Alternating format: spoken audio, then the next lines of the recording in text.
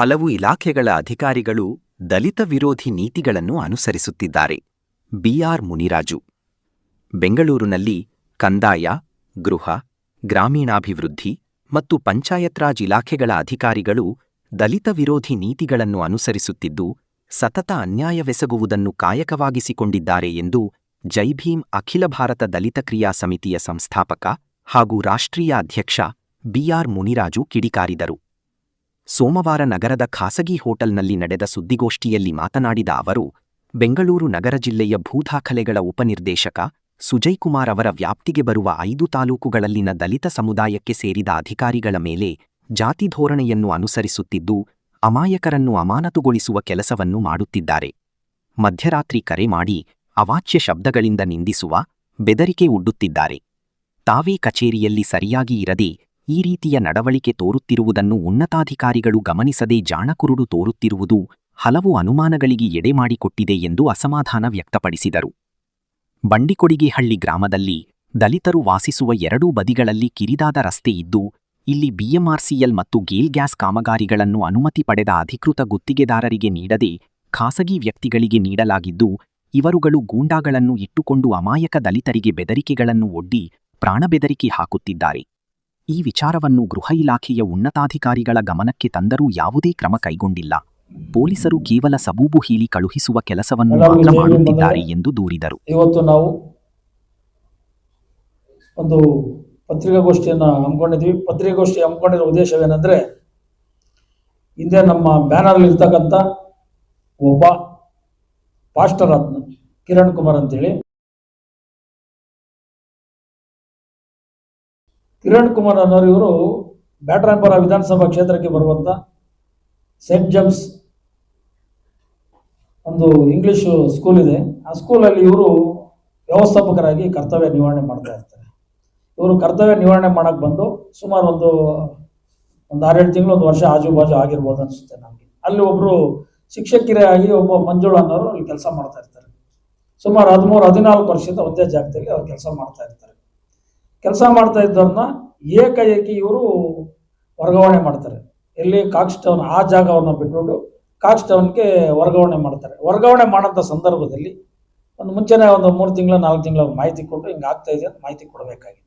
ಮಾಹಿತಿ ಕೊಡೋದ್ರೆ ಏಕಾಏಕಿ ಒಂದು ನೋಟಿಸು ಕೊಡಲ್ಲ, ಏನು ಕೊಡಲ್ಲ, ವ್ಯವಸ್ಥಿತವಾಗಿ ಅವ್ರನ್ನ ವರ್ಗಾವಣೆ ಮಾಡ್ತಾರೆ. ಆ ವರ್ಗಾವಣೆಯನ್ನು ಯಾಕೆ ಮಾಡಿದ್ರು ಅಂತ ಪ್ರಶ್ನೆ ಕೇಳೋಕ್ಕೆ ಅವರ ಕಚೇರಿಗೆ ಹೋದಂಥ ಸಂದರ್ಭದಲ್ಲಿ ಈ ಕಿರಣ್ ಕುಮಾರ್ ಅಂತ ಪಾಸ್ಟರ್ ಅವಿವೇಕಿ ಒಬ್ಬ ಶಿಕ್ಷಕಿಗೆ ಜಾತಿ ನಿಂದನೆ ಮಾಡಿ ಅವ್ರ ಮೇಲೆ ದೌರ್ಜನ್ಯವೆಸಗಿ ಬಹಳ ಹೀನಮಾನವಾಗಿ ನಡ್ಕೊಂತಾನೆ ಒಬ್ಬ ಸ್ಕೂಲ್ ಟೀಚರ್ನ. ಇವನೇನಾದರೂ ಸ್ಕೂಲ್ ಟೀಚರ್ ಆಗಿದ್ರೆ ಇವನಿಗೆ ನಾನು PhD ಮಾಡ್ಕೊಂಡು ಇಲ್ಲ ಪ್ರೊಫೆಸರ್ ಆಗಿದ್ದು ಅನುಭವ ಇದ್ದಿದ್ರೆ ಇವನು ಒಬ್ಬ ಶಿಕ್ಷಕರಿಗೆ ಈ ಥರ ಮಾತಾಡ್ತಾ ಇದ್ನ. 13 ವರ್ಷ 14 ವರ್ಷದಿಂದ ಸತತವಾಗಿ ಅದೇ ಶಾಲೆಯಲ್ಲಿ ಮಕ್ಕಳಿಗೆ ವಿದ್ಯಾಭ್ಯಾಸನ ಕಲಿಸಿ ಅವ್ರು ಏರ್ಪೋರ್ಟಿಂದ ಸುಮಾರು ಅವ್ರ ಶಾಲೆಗೆ ಬರಬೇಕಾದ್ರೆ 20-25-30 ಕಿಲೋಮೀಟರ್ ಬಸ್ಗಳಲ್ಲಿ ಬಂದು ವ್ಯವಸ್ಥಿತ ಮಳೆ ಏನಿದ್ರೆ ಮಕ್ಕಳಿಗೆ ವಿದ್ಯಾಭ್ಯಾಸ ಕೊಡಂತ ಒಬ್ಬ ಶಿಕ್ಷಕರಿಗೆ ಇವನು ಅವಮಾನ ಮಾಡಿಸ್ತಾನೆ. ಇವನಂತ ಅವಿವೇಕಿ ಇರ್ಬೋದು.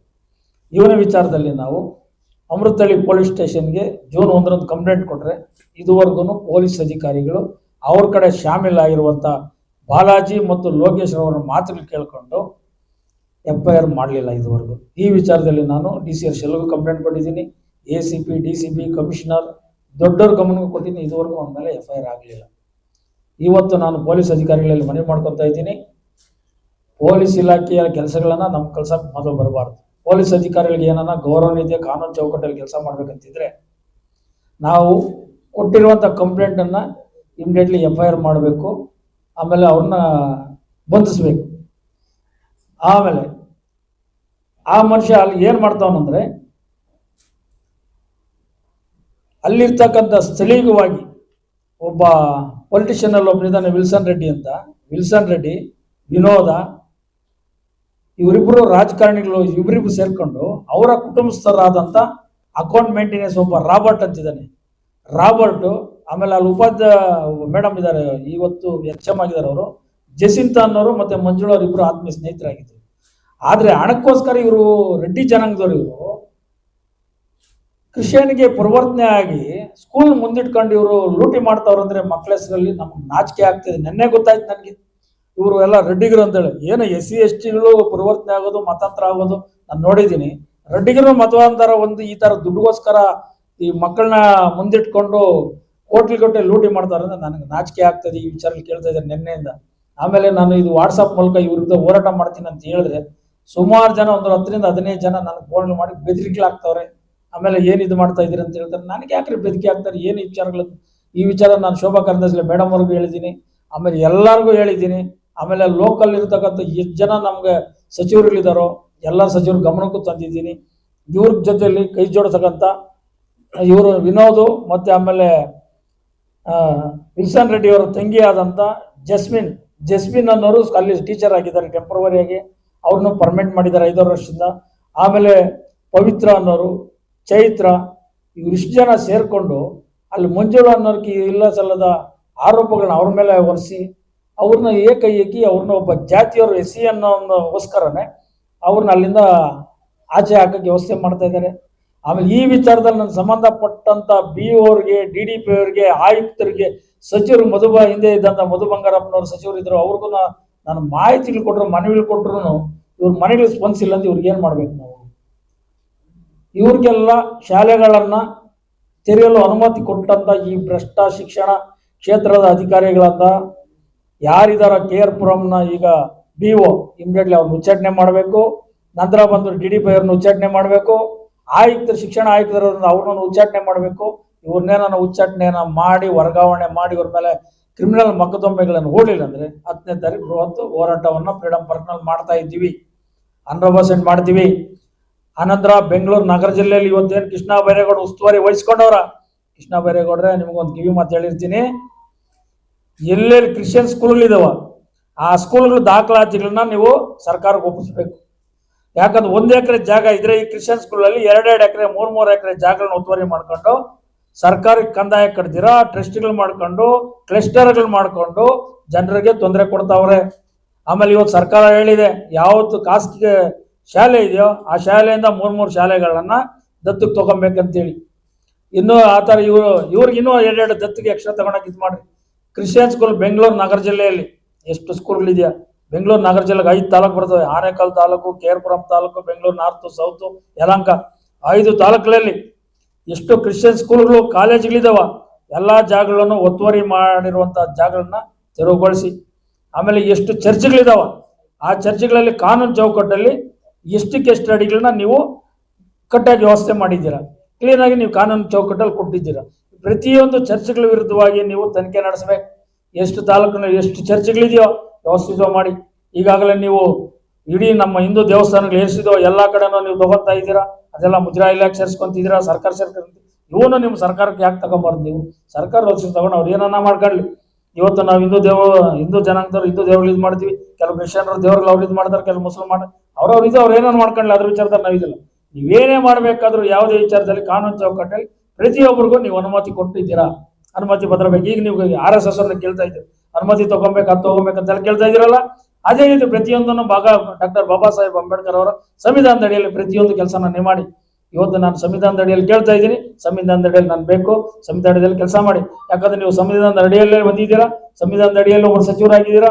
ಇವತ್ತು ಬೆಂಗಳೂರು ನಗರ ಜಿಲ್ಲೆದಂತ ಎಲ್ಲಾ ವ್ಯಾಪಾರಸ್ಥರನ್ನ ಅವ್ರಿಗೆ ಒಂದು ಮುಂಜಾಗ್ರತವಾಗಿ 1-2 ತಿಂಗಳು 3 ತಿಂಗಳು ಅವಕಾಶ ಕೊಟ್ಟು ತೆರವುಗೊಳಿಸಬೇಕಾಯ್ತು. ಅದ್ರ ಕಾನೂನು ಚೌಕಟ್ಟಲ್ಲಿ ನೀವು ಹೇಳ್ತಾ ಇದ್ದೀರಾ ನಮ್ಮ ಅಪಘಾತಗಳಾಗ್ತಾ ಇದೆ ಅಂತೇಳಿ ಮಾಡಿ, ಅವ್ರಿಗೂ ಸಹ ಪರಿಹಾರ ವ್ಯವಸ್ಥೆಗಳನ್ನು ತಕ್ಷಣದಲ್ಲೇ ಮಾಡಿ ಅಂತೇಳಿ ನಾನು ಕೇಳ್ಕೊತಾ ಇದ್ದೀನಿ. ಇವತ್ತು ಮಾರ್ಕೆಟ್ ಇಲ್ಲಿತ್ತು, ಸಿಂಗೇರಾಗಿರೋದಕ್ಕೆ ಚಳಾಂತರ ಮಾಡಿದ್ರಿ. ಅದೇ ರೀತಿ ಇವತ್ತು ಎಲ್ಲಾನ ಬೀದಿ ವ್ಯಾಪಾರಗಳು ಮಾಡ್ಬೇಕಾದ್ರೆ ಎಲ್ಲಾನ ಸಣ್ಣ ಪುಟ್ಟ ಫೈನಾನ್ಸ್ ತಗೊಂಡಿರ್ತಾರೆ, ಅವ್ರ ಫೈನಾನ್ಸ್ಗಳು ಅವ್ರು ಬಿಡಲ್ಲ, ಆಮೇಲೆ ಚಿಕ್ಕಪುಟ್ಟ ಗಲಾಟೆಗಳು ಆಗ್ತಾ ಇರ್ತದೆ. ಈ ವಿಚಾರದಲ್ಲಿ ಒಂದು ಸಬ್ಜೆಕ್ಟ್ ತಗೊಂಡು 10ನೇ ತಾರೀಕು ನಾವು ಹೋರಾಟ ಮಾಡ್ತೀವಿ. 10ನೇ ತಾರೀಕು ಒಳಗಡೆ ಈ ಬೆಂಗಳೂರು ನಗರ ಜಿಲ್ಲಾ ವ್ಯಾಪ್ತಿಯಲ್ಲಿ 28 ವಿಧಾನಸಭಾ ಕ್ಷೇತ್ರಗಳಲ್ಲಿ ಎಲ್ಲೆಲ್ಲಿ ಬೀದಿ ವ್ಯಾಪಾರಗಳಿದ್ರೋ, ಎಲ್ಲೆಲ್ಲಿ ಯಾರ್ಯಾರು ತೆರವುಗೊಳಿಸಿದ್ರು ಆಯಾ ಭಾಗದಲ್ಲಿ ಯಾವ್ದಾರು 1 ಎಕರೆ 2 ಎಕರೆ ನೀವೇ ಸರ್ಕಾರಿ ಜಾಗಲಿಂದ ತಗೊಂಡು ಒಂದು ಸೊಸೈಟಿ ತಗರ ಮಾಡ್ಕೊಂಡು ಒಂದು ಮಾರ್ಕೆಟ್ ತರ ನೀವೇ ಇದು ಮಾಡ್ಕೊಂಡು ಅದಕ್ಕೆ ಒಂದು ನಿಗದಿ ಅಂತ ಮಾಡಿ, ಈ ಗ್ರಾಮ ಪಂಚಾಯತ್ಗಳಲ್ಲಿ ನೀವು ಹ್ಯಾಂಡ್ ಓವರ್ ತಗೊಂಡು ಒಂದು ಅಂಗಡಿಗಳೆಲ್ಲ ಮಾಡಿ ಬಾಡಿಗೆ ಕೊಡ್ತೀರ. ಆ ರೀತಿ ಮಾಡಿ ವ್ಯವಸ್ಥಿತ ಮಾಡಿ. ಅದಕ್ಕೆಲ್ಲ ನಾವೇನು ಸರ್ಕಾರ ವಿರುದ್ಧ ನಾವು ಯಾವುದನ್ನು ನಾವು ಬರಲ್ಲ. ನಾವು ಒಟ್ಟಿನಾಗ ಏನೇ ಸರ್ಕಾರದ ಕೈಗೊಂಡ್ರು ಒಳ್ಳೆ ರೀತಿಯಲ್ಲಿ ತೀರ್ಮಾನ ತಗೋಬೇಕಂತೇಳಿ ಅದಕ್ಕೂ ವಿಚಾರ ಹೇಳ್ತೀವಿ. ಈ ಒಂದು ವಿಚಾರದಲ್ಲಿ ಈ ಕಿರಣ್ ಕುಮಾರ್ ಅಂತ ಏನೇನಿದಾನೋ ಈ ಶಿಕ್ಷಣ ವಿಚಾರದಲ್ಲಿ ಇವನ್ನ ಉಚ್ಚಾಟನೆ ಮಾಡಿ ಇಮಿಡಿಯೇಟ್ಲಿ ಆ ಶಾಲೆಯಿಂದ ಆಚೆ ಓಡಿಸ್ಬೇಕು. ಓಡಿಸಲಿಲ್ಲ ಅಂದ್ರೆ ಅವನ್ನ ವಿರುದ್ಧವಾಗಿ ನಾವು 10ನೇ ತಾರೀಕು ಒಂದು ಬೃಹತ್ ತಮಟೆ ಚಳವಳಿಯನ್ನು ನಂಬ್ಕೊಂಡಿದ್ವಿ. ಯಾವುದೇ ಕಾರಣಕ್ಕೂ ಹೋರಾಟ ನಿಲ್ಲಿಸುವ ಜಾಗದೇನಿಲ್ಲ. ಆಮೇಲೆ ನನ್ನ ಆತ್ಮೀಯ ಸ್ನೇಹಿತರು ಸುಮಾರು ಜನ ಕ್ರಿಶ್ಚಿಯನ್ಸ್ ಎಲ್ಲರೂ ಇರ್ತಾರೆ, ಅವರನ್ನು ಏನಣ್ಣ ಈ ಥರ ಇದು ಮಾಡ್ಬೋದು ಅಂತ ಕೇಳ್ಬೋದು. ನಾವು ಕೇಳೋದಷ್ಟೇ, ಏನೇ ಇದು ಮಾಡಿದ್ರೆ ನಾವು ಒಳ್ಳೆತನಕ್ಕೆ ನಾವು ಹೋಗ್ತೀವಿ, ಕೆಟ್ಟದ್ಗ 100% ನಾವು ಬರಲ್ಲ. ಅವರು ಒಬ್ಬನ ಶಿಕ್ಷಿಕೆ ಮೇಲೆ ಗಲಾಟೆ ಮಾಡೋದು ದೌರ್ಜನ್ಯ ಸಿಗಿರೋದು ಕೆಲವು ಸಾಕ್ಷಿಗಳು ಹೇಳಿದ್ರು. ನಾವು ಹೋಗಿದ್ದಾಗ ನಮ್ಮ ಮೇಲೇನೂ ದೌರ್ಜನ್ಯ ಮಾಡಿದ್ರು, ನಾನು ಅದ್ರ ಬಗ್ಗೆ ಇದು ಮಾಡಲಿಲ್ಲ.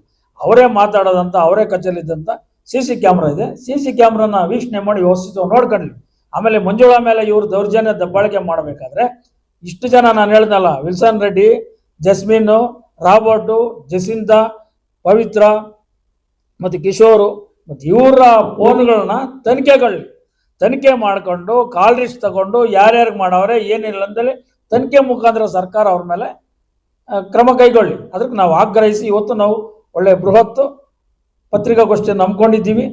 ಈ ಒಂದು ಪತ್ರಿಕಾಗೋಷ್ಠಿ ಮುಖಾಂತರ ಎಲ್ಲ ಕಡೆ ನಾವು ವಿಚಾರನ ಪ್ರಚಾರಕ್ಕೆ ಹೋಗಿ ಸರ್ಕಾರ ಮಟ್ಟಕ್ಕೆ ತಲುಪಿ ನ್ಯಾಯ ಕೊಡಬೇಕಂತೇಳಿ ಕೇಳ್ಕೊಂತ ಇದ್ದೀವಿ. ಇವತ್ತೇನಾದರೂ ಕಿರಣ್ ಕುಮಾರ್ ವಿಚಾರದಲ್ಲಿ ಏನಾದ್ರು ಪ್ರಶ್ನೆಗಳು ಕೇಳೋದಿದ್ರೆ ದಯವಿಟ್ಟು ಕೇಳಬೇಕಂತೇಳಿ ನಾನು ಮನವಿ ಮಾಡ್ಕೊತಾ ಇದ್ದೀನಿ.